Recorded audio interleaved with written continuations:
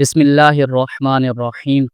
جیسے ہی مسلمانوں نے دمشق کو فتح کیا، قلعے کا حاکم توما تھامس 5000 آدمیوں کے ساتھ 3 دن کی مہلت لے کر قلعے سے چلا گیا، جس کے بعد حضرت خالد بن ولید 4000 کا لشکر لے کر یونس کی رہبری میں توما کے تعاقب کے لیے روانہ ہوئے۔ مجاہدین بہت ہی مشکل راستوں کو عبور کرتے ہوئے آخرکار جبل لقام تک پہنچے، اور جبل لقام کو کراس کرنے کے بعد ایک چٹیل میدان میں پہنچے۔ وہاں جا کر انہیں کچھ آوازیں سنائی دی تو یونس نے حضرت خالد بن ولید سے کہا، اے سردار، مجھے اجازت دیں، میں جا کر دیکھتا ہوں کہ شاید یہ توما کا ہی قافلہ ہو یا پھر کوئی رومن فوج ہمارا پیچھا کر رہی ہو۔ حضرت خالد بن ولید نے اسے اجازت دی اور فرمایا کہ اپنے ساتھ ایک مجاہد کو بھی لے جاؤ۔ وہاں جا کر یونس نے چھپ کر دیکھا تو اسے معلوم ہوا کہ یہ توما کا ہی قافلہ ہے۔ وہ جلدی جلدی واپس آیا اور حضرت خالد کو اس کی اطلاع دی اور کہا، اے سردار، اس سے پہلے کہ توما یہاں سے چلا جائے ہمیں اس پر حملہ کر دینا چاہیے۔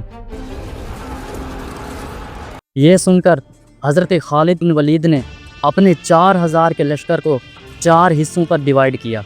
1000 لشکر اپنی کمان میں رکھا اور بقیہ 3000 پر 3 جنرلز حضرت زرار بن ازور، حضرت رافع بن امیر الطائی اور حضرت عبد الرحمن بن ابی بکر کو مقرر کیا، اور فرمایا کہ ہر کوئی اپنے اپنے لشکر کے ساتھ الگ الگ سمت سے حملہ کرے، اور ایک لشکر کے حملہ کرنے کے بعد دوسرا لشکر حملہ کرنے کے لیے آگے بڑھے۔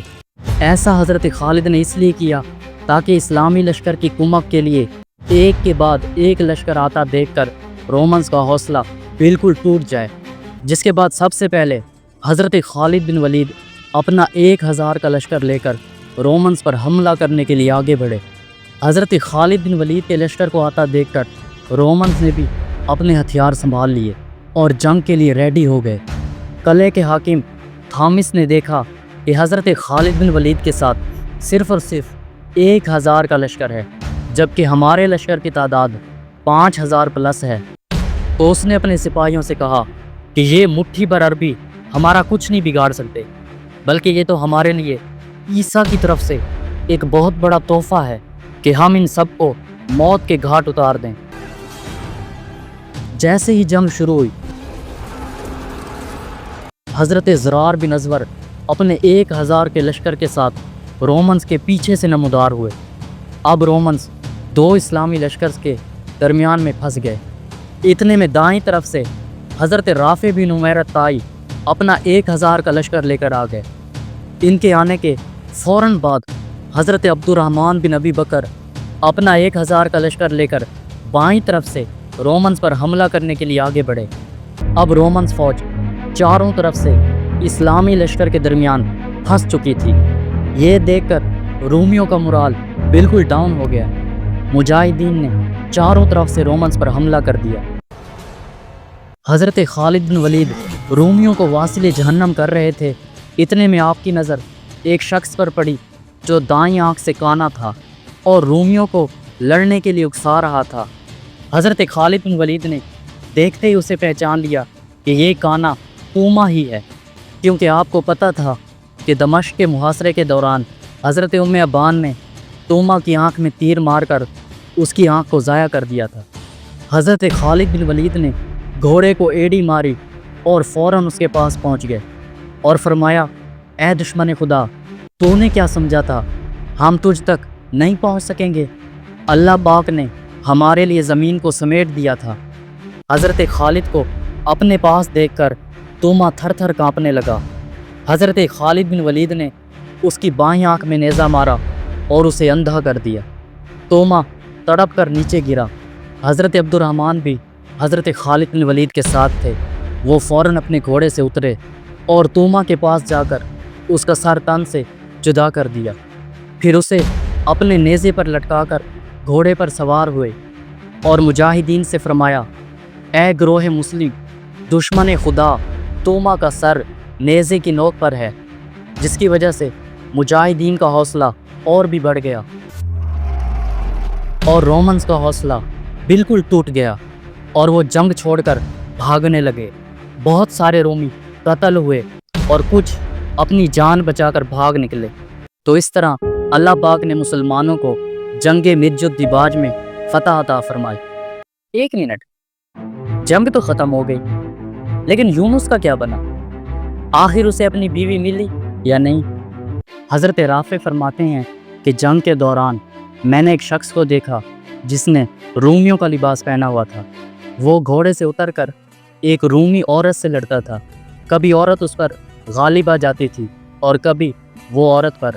دونوں میں سخت ہاتھا پائی ہو رہی تھی۔ مجھے تعجب ہوا کہ یہ شخص کون ہے جو رومی عورت سے لڑ رہا ہے۔ جب میں نے قریب جا کر دیکھا تو پتہ چلا کہ یونس اپنی بیوی سے لڑ رہا ہے۔ میں نے اسے اس کے حال پر ہی چھوڑ دیا اور آگے بڑھ گیا۔ پھر جب توما کا قتل ہوا اور ہم جنگ جیت گئے تو میں دوبارہ یونس کے پاس آیا۔ میں نے دیکھا کہ اس کی بیوی زمین پر مردہ حالت میں پڑی ہوئی ہے اور یونس اس کے پاس بیٹھ کر سر پکڑ کر رو رہا ہے۔ میں نے یونس کو پکار کر کہا، اے رہبر، کیا ہوا ہے؟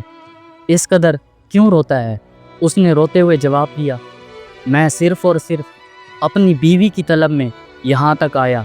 اس کے علاوہ میری اور کوئی خواہش نہیں تھی، کیونکہ میں اس سے بہت پیار کرتا تھا۔ یہاں پہنچ کر میں نے اسے تلاش کیا اور اس تک پہنچ گیا۔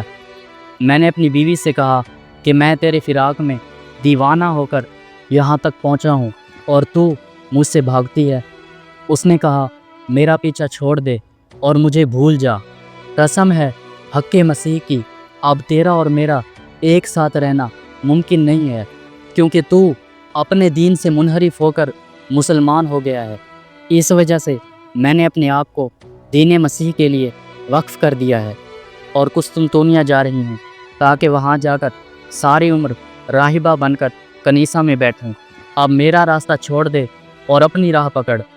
میں نے اس کی بہت منت سماجت کی، لیکن اس نے میری ایک بھی نہ سنی اور مجھ کو اپنے سے دور کرنے کی غرض سے لڑنے لگی۔